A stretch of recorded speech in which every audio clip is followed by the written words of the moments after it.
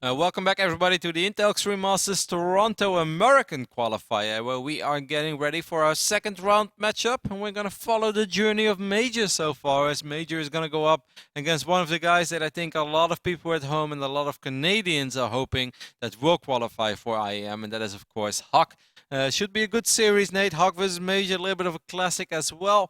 The last two times that I've casted these guys going up against each other was Red Bull Battlegrounds North America. Back then, MajOr kind of bopped HuK.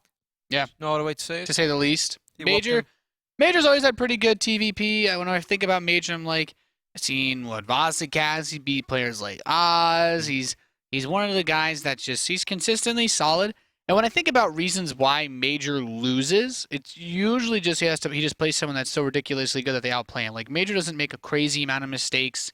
And I think in a series against HuK, I kind of want to favor MajOr. Mostly because he can be a bit unpredictable in this matchup as well. I know he'll bust out a gas first build. I'm almost certain we'll see maybe one in this series. And that makes him a very difficult opponent to prepare against because you can't be greedy in certain ways that you could against different opponents.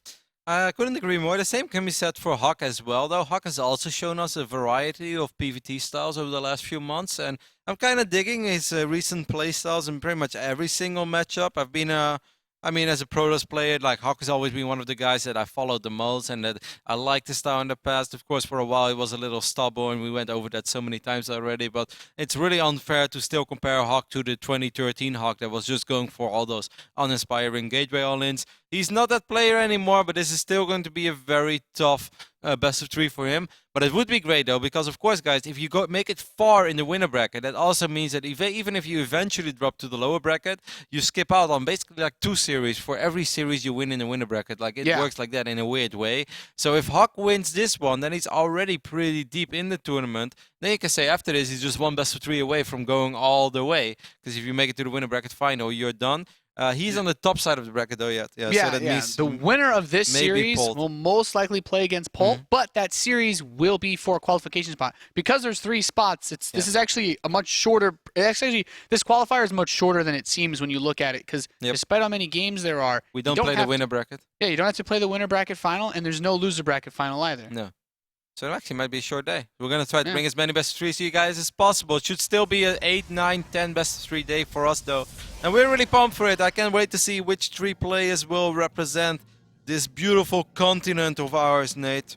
I feel like there's lots of people that want to see this guy in blue there, though. Yeah, I have a feeling as well. He's also representing the Evil Geniuses. Give it up for a HuK. Well, you guys don't have to give it up for HuK, because you'll be all alone. Clapping in your room. Yeah, HuK. There's one guy out there. There's one guy out there. And then there's 10 guys that are clapping because I just said that. Some guys like, no, don't spite me. I'm going to clap too. And now there's this one guy like, oh, come on. They keep talking about it. Should I really clap here all alone by my PC? And then he looks to the left. He looks to the right. He's like, great. My mom's in the kitchen. He's like, go HuK. And then there's someone that just hasn't muted that's like listening to like some rock music. Over here on the right top side of the map, we have the Terran player hailing from Mexico. Of course, one force to be reckoned with as well. One of the strongest Terrans in our continent. Give it up for MajOr. Someone is like, shall I give it up for MajOr? I'm still all by myself. If you know what? I'm just gonna give it up for MajOr. Yeah! Someone is like ripping his Mexican flag off the wall and he's like waving it around, putting it around his neck, starts dancing circles in his room. He's like, yeah! That person gets really, really hyped for StarCraft then. There are people out there. If you're that guy, you need to come to, to the Intel Extreme Masters Toronto. Oh, well. We need you. I don't think that we're going to need that one guy. As the Canadian audience is so sick, Nate. It's actually... The last IEM that was in America at New York, we had some crazy flag bearers too. Yeah, I remember that, where Naniwa had the great run. Yeah. That was a great tournament as well. Naniwa in the final against Life. That was such a good tournament. I enjoyed that tournament a lot. There's been some good Intel Extreme Masters in North America. MajOr is going to get a reasonable scout off. He's decided to open up with a Reaper, which I'd say is the standard go-to 100% in this matchup at the moment. Yeah, pretty much. Unless, you want to do something crazy. You want to open up with a very quick mine drop. Sometimes, they skip the Reaper and they just try to get a factory down as soon as possible. But if you go for a 1 Rex fast expand, then 9 out of 10 times, unless you're happy, you will most likely open up with the Reaper.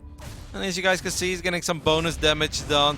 Oh, actually, that's a very quick Stalker as well. So I think that HuK is going to try to make his way across the map. Yeah, However, but there he already is a started a very, bunker. very fast bunker. I think moving the Zealot forward for HuK, like when you finish the Zealot like that, and you have it, when you try to move it out like that, I feel that kind of gives MajOr that impression. He's like, you know, maybe this is actually going to come a little bit sooner than I was expecting. So let me just get that bunker down before I add anything else. Because he doesn't need a lot of minerals for production since he's going for a factory. It's all about defending at this point. Are you feeling a Stargate follow-up? For some reason, I have... I don't know. I feel like Stargate play is just so out of the current meta. He has the resources for it. Oh. Actually, it's funny you say that because Hostem is like going Stargate super often against Terran. Yeah, I don't know. It's just I just feel like I never see it that much except from like people that always do it. Like unless you always do Stargate, no one does it. That's a good point. It's one of the Mothership Core. That would have been a really big pickup. Yep.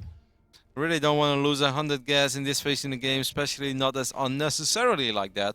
However, good news for HuK is he will keep it alive, and he's going to go with the traditional opening in a way of what is most common right now, and that is going to be the 1-gate robo.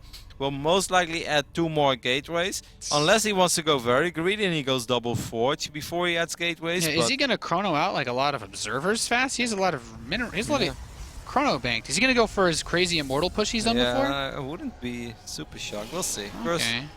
First thing is an observer that's been chrono boosted out. The Reaper is going to try to make his way into the main, but it shouldn't really be very successful, especially not with the Sentry and the Mothership Core over here.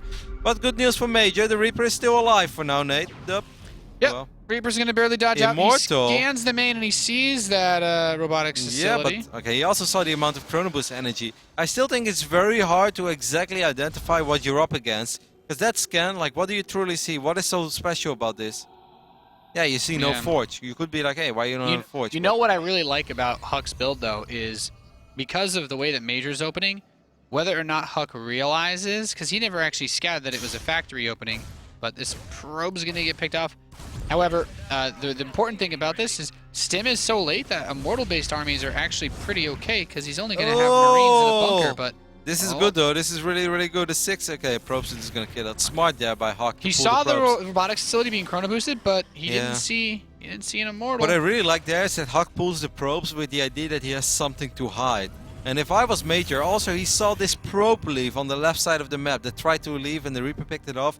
I do not think that MajOr is feeling an immortal sentry build. Like, I'd be very shocked. There is a medevac drop though on the left side of the map, Nate, and this main base is pretty damn exposed. HuK isn't feeling the Widow Mine drop. Nope. And he has only a single observer, and they're all the way on the other side of the map. This is going to hurt. Bring the propane train. Oh, fuck. No. Oh my god, he gets the shot from distance. That was from downtown right there. Another Widow Mine's going to burrow on opposite sides of this Nexus. He wants to use the hallucinated Phoenix to bait the shot out. It actually manages to hit the probe that just spawned. Yeah, that's some this high is level really, play right there. this is The other really Widow Mine is unfortunate. still here. Its cooldown is off in 10 seconds. Where's the observer? It's not. He's making a new one. He's going to shoot it. The Immortal wants to soak it up. The Immortal's like, yeah, I'm a big boy. Okay. Whew, that could have been ugly. Phoenix can just go. Phoenix. Go Phoenix. Phoenix. Be the hero you need. Oh god. Pushes back the other mine. Okay. Kills the mine in the main. Either way, but he burned a lot of. He has no energy in his mothership core now. No, this is like super successful for MajOr.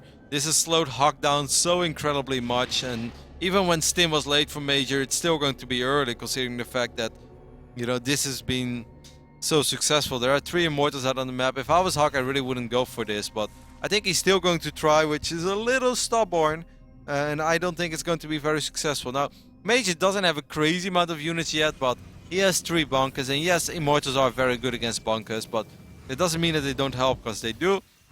And in the end, you know, more and more bio units are streaming down this ramp. There is even a Raven in the mix that could throw down a couple of, maybe a Seeker missile, but could also just drop down all the turrets to soak up some damage. It would be even a PDD is an option. Yeah, Stim is almost done. I'd like to see a Seeker missile just for fun. Seeker missile, the Immortal. Hey man, the splash will get rid of the shields.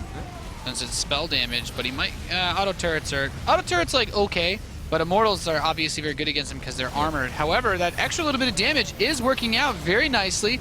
He can kill the Observer because he has the Raven with Stim, Immortals, they don't stand a chance against Marines. Not when they are this exposed. Second Immortal is going to fall, and the last Immortal is going to fall as well. HuK knows that it's pretty much impossible to come back from this position, and he is going to GG out. And MajOr and his mines have been on the money today, Nate. He has built mines 3 games. All 3 games he got massive game-winning shots off, either against the Bailings of Soppy or against the drones of Soppy, and now against the probes of HuK as well. Getting the shot from downtown, like you said, just picked up an easy victory there. Yeah. Just a single observer for HuK on the map, and that observer was all the way on the right top side in the main base of MajOr. Well, if on that moment 2 mines are being dropped in your main, it's pretty much curtains. That has to be frustrating for HuK, though, because he's like, he sees it coming in. It's like, I'm going to pull my probes, pull them away, and then just everything's dead. And that just 5 kills like that is that's all you really need from that build, let alone the extra probe he got here and there, let alone all the photon overcharge energy that was expended. Because if you bring some mothership core over, he can't even time warp or anything like that. Like, he just doesn't have the most. If that one mine burrows in the mineral line and the observer is so far off position and you're actually going for a timing attack, because that's what it was. This was the type of build where I don't think it really mattered what MajOr was doing. HuK had his point strat. He's like, all right, I'm going to go for an Immortal Sentry, all in between brackets, or at least a very big push, try to kill as many things in the natural as possible. If you get delayed that much, if that single Widow Mine burrows in your mineral line, it's pretty much curtain. Your entire push will fail. Suddenly the Terran has so much more time to prepare. He has so many more units. You lose so much time. And a minute between an attack, an attack like that, if it hits on the 9 or 10 minute, is so huge. It's like absolutely phenomenal. Absolutely incredible how much of a difference a minute can make for a Terran player. You're right, though. Even if he doesn't kill probes, getting the Widow Mine in the mineral line, forcing the observer back, or the production of a new observer, keeping the army in HuK space, has a really big impact because it also, as you mentioned, allows MajOr to have more time to prepare. He had 3 bunkers ready. He had his stim. If that hits a minute earlier, he doesn't have stim. That Raven doesn't have as much energy. Maybe I think the bunkers were early, but he doesn't have as much. And above all, HuK has way more. Yeah. Like, HuK has more offensive weapons. He actually has Zealous to tank the damage as well. HuK didn't have to make that second observer. It's going to hit quicker. It's going to hit harder. It would have been a completely different game if MajOr wouldn't have gone for that mine drop. But so far, from this point on, Nate, when I see Widow Mines on production tab, I'm starting to feel pretty good about MajOr, as he's currently up 1-0 against this, I would almost say Canadian Hope on the right top side of the map of Nimbus. Of course, representing the EG. Evil Geniuses. He is HuK. Lauranger. Chris. On Twitter. You guys can follow him. Lauranger Chris. Yep. He's a funny guy. And over here on the right bottom side of Nimbus, we have the Terran player hailing from Mexico, representing Root. He is, of course, MajOr. MajOr's Twitter account, I believe, is just Root MajOr. It could also be Root_MajOr. Give these boys a follow. Send them your tweets, send them your love, and let them know that you're digging the Widow Mine playing of MajOr so far. Of course, you guys send MajOr a tweet saying, "I love your Widow Mine play." Send HuK a tweet with a GIF of that Widow Mine blowing up his probes. No, Nathan. No. Trust me, guys, don't do that. That's like one of the last things you want to see as a Brothers player. It's painful. It really is. Yeah. Of course, you guys keep hashtagging IEM. We like reading your tweets in between the games. During the break, I've been making sure in case anyone says something real funny or interesting. Funnier than me, at least. Not too hard to do. Just keep throwing those tweets at us. We have a small update for you guys as well. Xenocider has actually defeated Illusion in his first best of 3 of the day. So that means that he is going to move on, and now you can try his TvT luck against Polt.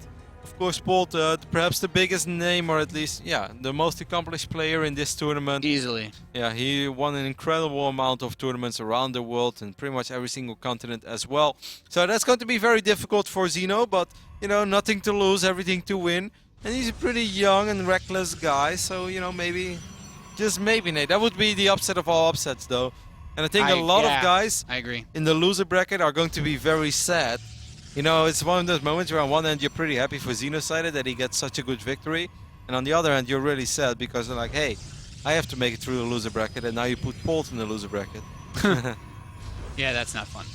I also got an update. HuK is currently playing against Scarlet as well, on the lower side of the bracket. That's such a good series. With a little bit of luck, guys, we might just be able to jump into game number 2 or 3 of Scarlet versus PuK. because I actually think that's going to be one of the best PvZs that we will have in this tournament. Maybe even the best PvZ, even though like HuK Violet is, in my opinion, really turning into a classic rivalry already. Yeah, HuK and PuK have played versus Violet a lot. Yeah, I know.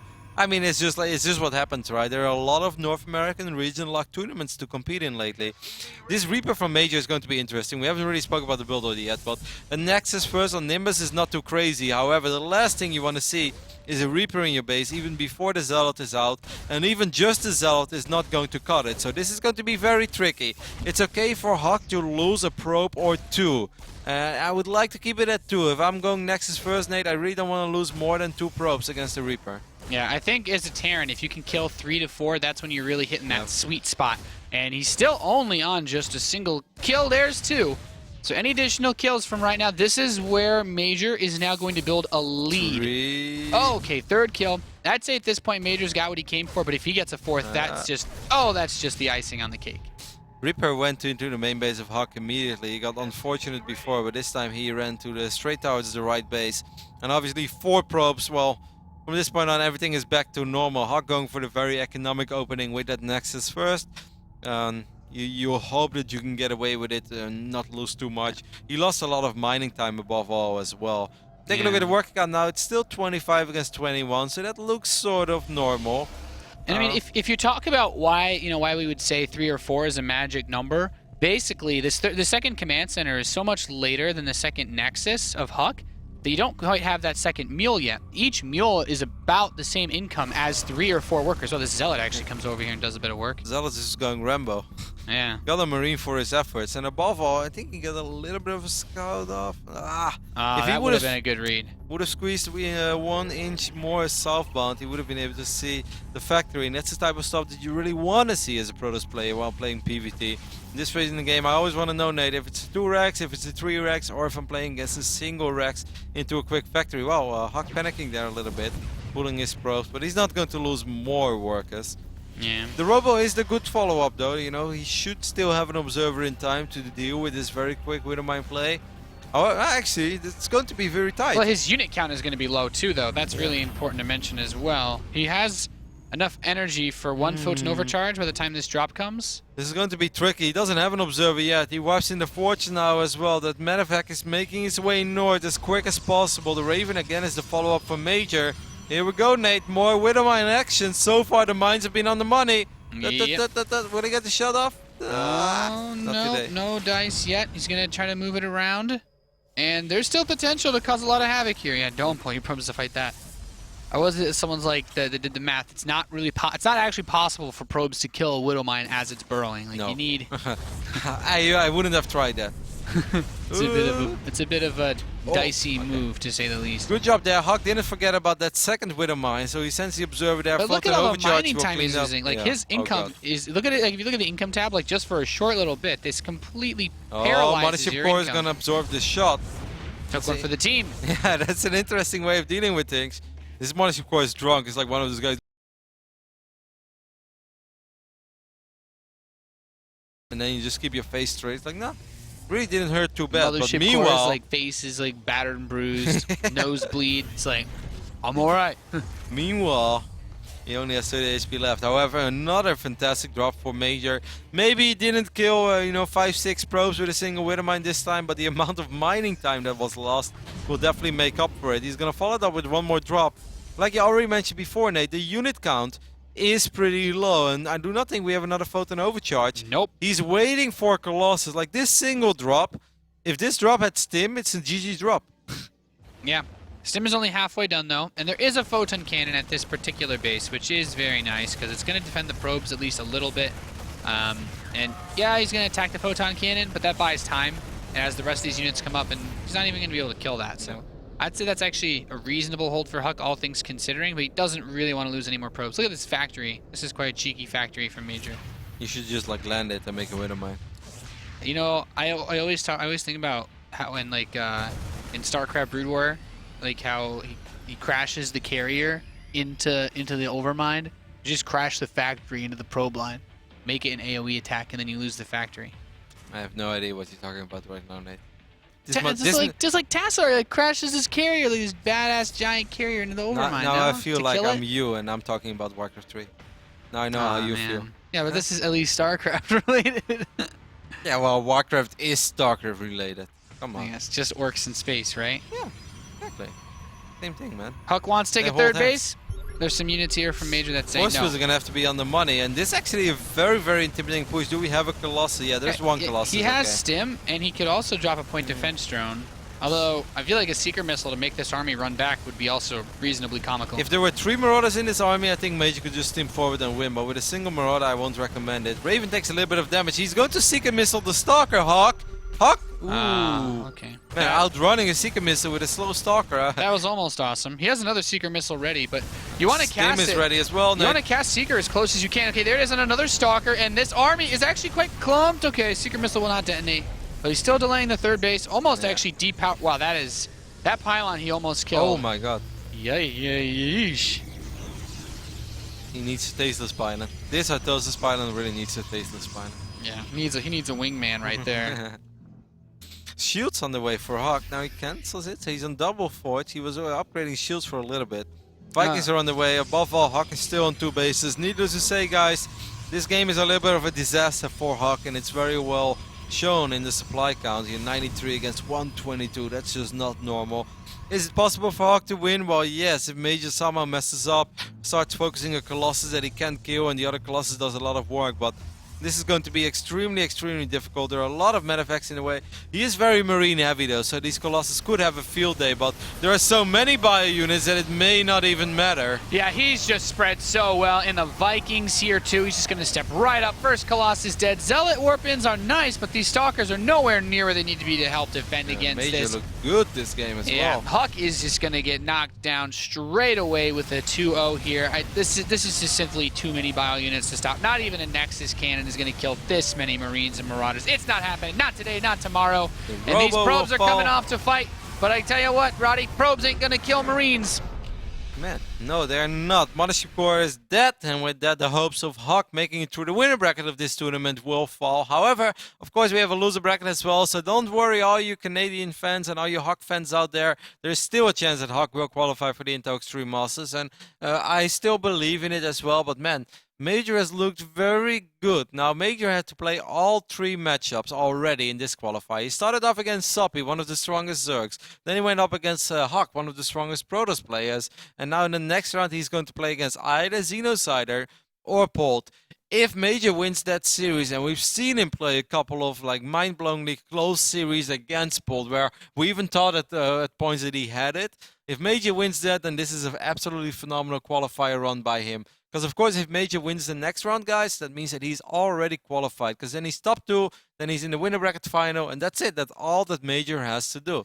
Yeah. Now, before we're going to get ready for our next series, I would love to, see if we can jump into PUC vs Scarlet. But I'd also love to tell you guys that we have a couple of community streams as well, as there are a lot of games being broadcasted at the same time. And we want to try to make sure that you guys can watch your favorite player. So I believe Cheesehead Logic is streaming again in Russian. So if you guys speak Russian. Of course, Base Trade TV is here. Big shout out to Rifkin for always holding down the fort. He's a boss. Yeah, he is. And I think we have one more, actually. I have to just double check my sources now real quick. Man.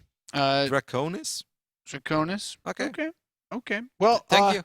PUC and Scarlet are still currently in games, so I don't know if we can jump in straight ahead. I know we do have an updated bracket of the overall tournament so far with all the results that we've had today in it.